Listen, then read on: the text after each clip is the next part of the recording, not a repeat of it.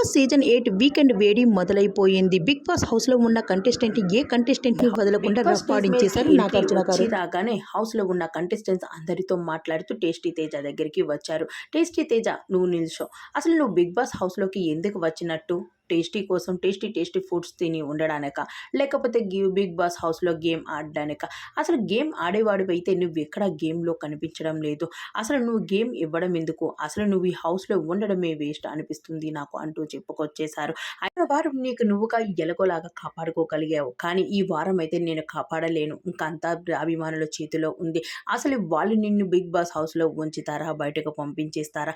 అసలు big boss హౌస్లో అభిమానులు అందరికీ కూడా గేమ్స్ కావాలి, మంచి ఆట ఆడేవాళ్ళు ఉండాలి. కానీ నువ్వు అలాంటి ఆటలు కదా ఏమీ ఆడడం లేదు. ఎక్కడో తినడానికి వచ్చినట్టు అలానే ఎక్కడో మూలన కూర్చుంటూ ఉన్నావు. అసలు నీ గేమ్ ఆడలేనిది ఎవరు కూడా నిన్ను బిగ్ బాస్ హౌస్లో ఉంచరు. ఇంకా అంతా వాళ్ళ ఇష్టము అంటూ ఒక్కసారిగా చెప్పుకొచ్చేశారు నాగార్జున గారు.